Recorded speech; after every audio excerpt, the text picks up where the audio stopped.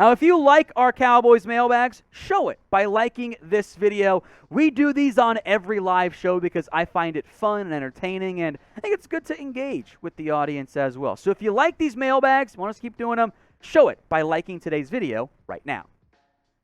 Super chat from Green Candle Guy. Schultz's production is worth good, but not elite money. $10.9 million tag is fair value for him. So 3 years, $38 million on contract at the sixth highest paid tight end. Thoughts? He's not going to do it. Why would Dalton Schultz take the sixth highest paid contract value when the fifth highest paid guy doesn't have his level of production? That would be a hometown deal for Dalton Schultz to take 38.3. I don't think it's a bad offer by any stretch of the imagination, but I don't think it's enough for Schultz to say, yes, I will decline my right to reach free agency or a second franchise tag next year. So I get where you're coming from. It's a fair offer, I would say, but it's not fair enough from Schultz's camp.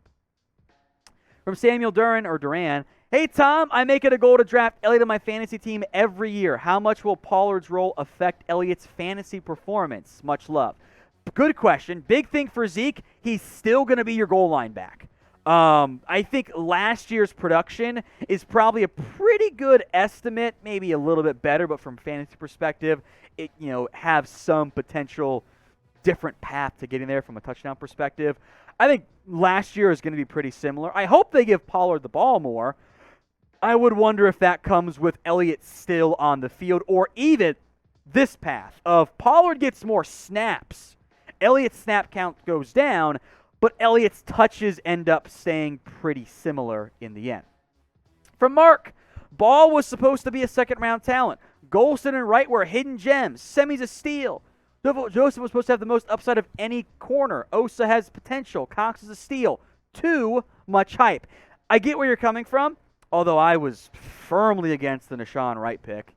So it's a shame we weren't live for that because I was in absolute shambles on that when that went down. And I have had negative comments on many of those picks when they went down. But I get where you're coming from because the Cowboys do this. They hype up their prospects to almost an extreme extent. They will show, look how high of a grade we had on this player. And they get everyone excited, which is what you do. It's a draft pick. I get it.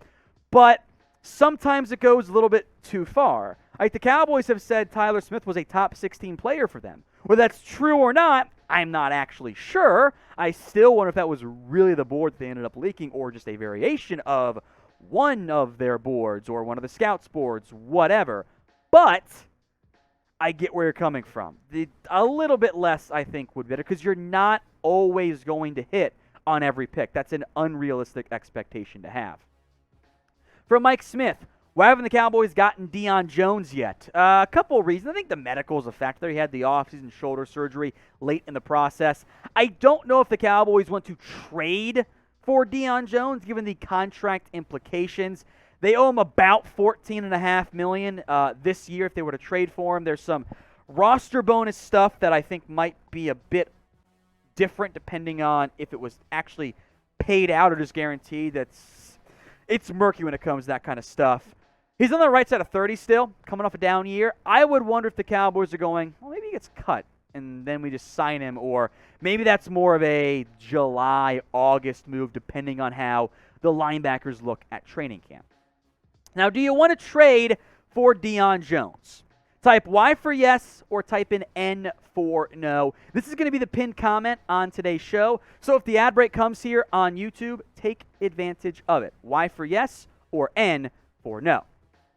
Super chat from Sergio Gonzalez Torres. My buddy Jordy thinks I'm a weenie for loving your show. I think he's the fat weenie. I think Jordy has a membership at Weenie Hut Juniors. That's what I think.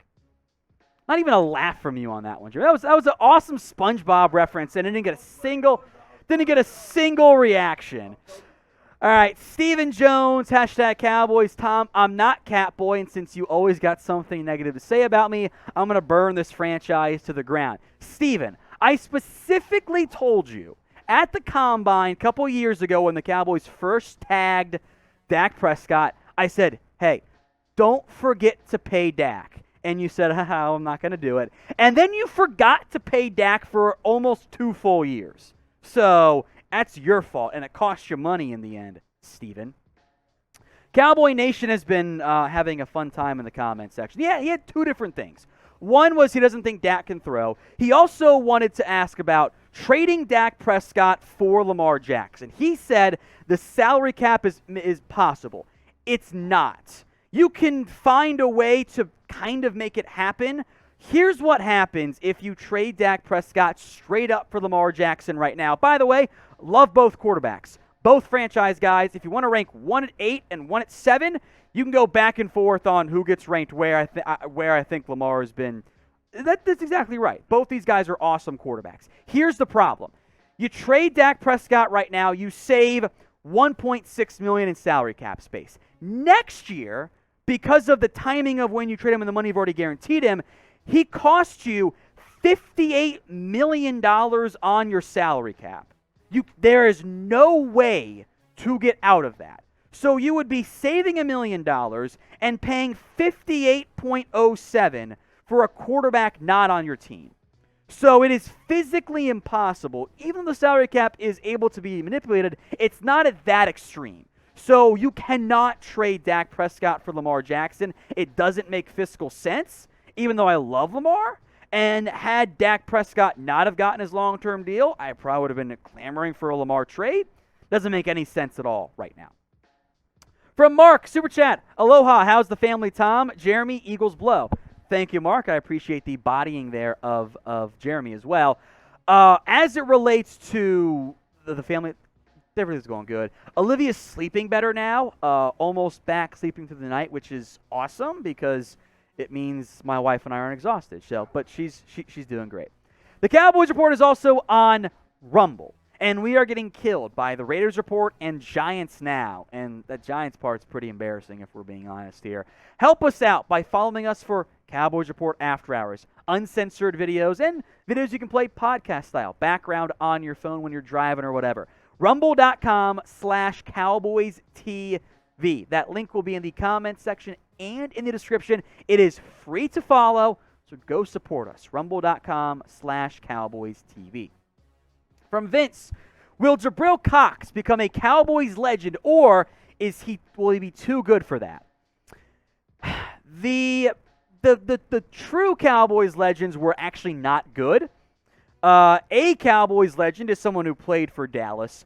Too good to be a Cowboys legend is like Romo, Dez-ish caliber players. Like, they're not going to be Hall of Famers, but they are pretty prime, I think, Ring of Honor members. So I would say Jabril Cox falls into not the true Cowboys legend territory, just the cluster of, like, he's a good player, but I don't think he's going to be an all-time great linebacker for the Cowboys. Like, Sean Lee is too good to be a Cowboys legend. I don't think Jabril Cox ends up getting to that level. Texan third, will Jerry want to tank for Arch Manning after he committed to the Longhorns, keep him in Texas? I'm actually surprised that this was not a will Jerry want to tank for John Stephen Jones at Arkansas, because I know that's been like a meme joke as well. In large part, the answer is no. No NFL team is tanking right now for a guy who is a year away from playing college. He might be good. He might not be good. I know the last name is Manning. We're talking 4 years from even being remotely draft eligible. So who knows? This was a debate in the office, by the way, today. Will Arch Manning redshirt his first year at Texas? Jeffrey Cooperstein, our resident Texas homer, said the plan was he was going to redshirt, and then argued he didn't say the plan was a redshirt. It was a disaster. Poor Coop, he forgot what he said and just would not take the L. So will Arch Manning redshirt at Texas? Y for yes, N for no. Dusty Rhodes, surprise player that makes a huge impact for the Cowboys. This is a good question. I would love to pick one of those receivers. Like, I think a Simi Fehoko, a TJ Vasher, Noah Brown in a positive sense would be awesome. I could see a defender. Maybe Donovan Wilson gets back into the good graces of us and ends up becoming the number one seed we thought he was going to be last year. To an extent, I think breakout players kind of fits the surprise impact standpoint. There we went through the breakout players on offense and on defense for the Dallas Cowboys. So if you haven't already, make sure you guys are subscribed. That way you don't miss out on any video, including the breakout ones that we did. Jeremy Berner, why don't we just draft/sign a running back every 2 years on day 2? Longevity problem out of the window with this philosophy. I actually think the philosophy should be take a running back in the 4th round or so every year. And if they're bad, then you cut them. Now, you have to have it like a kind of built-in stable already to an extent. Like, you can't just like have no backs and then say we're going to take one in round 4. So maybe one you take one on day 2, maybe one you take one in round 5. Like, you can go back and forth there. But I think that's a great philosophy, Jeremy, the cooler Jeremy, of being able to not pay your running backs from a easier to replace standpoint. Not saying easy. It's not easy to replace prime Zeke or Derrick Henry, whatever. But running back shelf lives are short. They are easier to replace. I think some type of philosophy around that actually makes a lot of sense. From Mark, any free agency rumors? When will we spend that $23 million? A $2 super chat. Thank you, Mark. Look, don't get your hopes up. I think their plan is to roll it over to next year and have the books clean to an extent for whoever the head coach is, whether it's McCarthy, a Sean Payton, or a Dan Quinn. From Jeremy Chugs' Burner, say Matt Waletzko and Tyler Smith end up with a high talent level. Who plays left and right when Tyron Smith retires? If they're both playing at a high level, and they're both playing tackle, I would say it's Tyler Smith at left tackle, Matt Waletzko at right tackle. If in this hypothetical scenario, Tyron gets hurt this year, Waletzko plays left tackle and plays awesome, and Tyler Smith plays awesome at left guard, I could see a scenario in which they both just stay where they're at, and then you leave Terrence Steele on the right side. Brent Bios, I think the boys need to add an offensive tackle. Your thoughts? Depends on what you mean by tackle. If you mean a starter, I think they're going to roll with Terrence Steele and Tyron Smith. Hope they stay healthy. If you're looking for a veteran swing, I'm on board there, unless we are convinced Matt Waletzko is already ready to be that guy. From Joshua Christie, what about a trade for Robbie Anderson? It's an interesting idea, who, by the way, has changed his first name to spelling of Robbie with an I-E, not a Y. No one has really seen that, but he did do it. The issue I run into is that even though he is affordable from the Cowboys' perspective, it's not expensive at all. He would cost the vet minimum, basically, in a trade because the Panthers have restructured his deal. So they saved little money for a player that I think they need on the roster right now. I don't think the Panthers would move him, but I think you could see teams calling about him.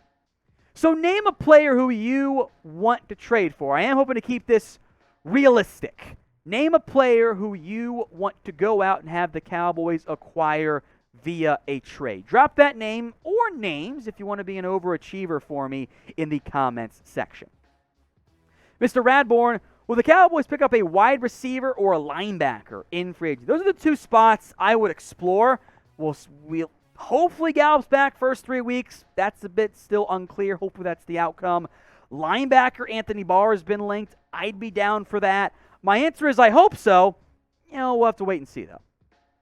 From Boondocks Saints, the NFL always goes up to offense and defense. You still see the defense being top 5 this year.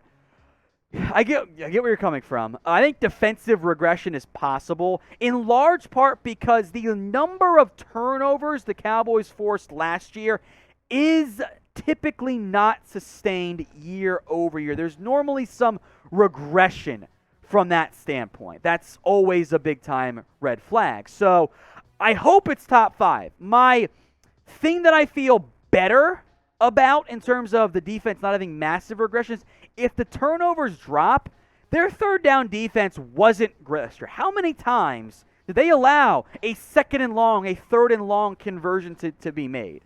So if that comes back down to a better rate, it'll help even out the lack of turnovers that could dip.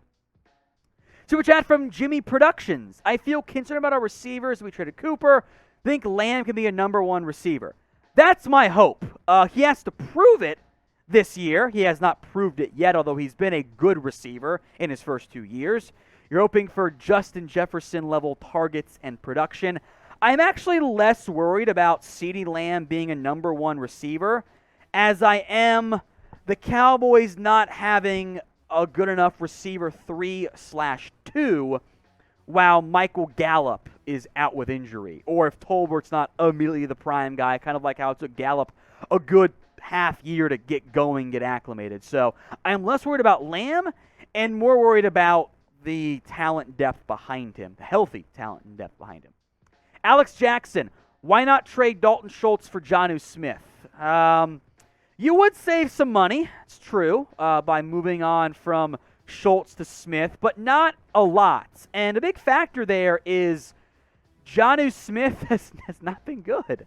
At least not as good as Dalton Schultz has been in his NFL career. Jonnu Smith has been kind of an middling tight end.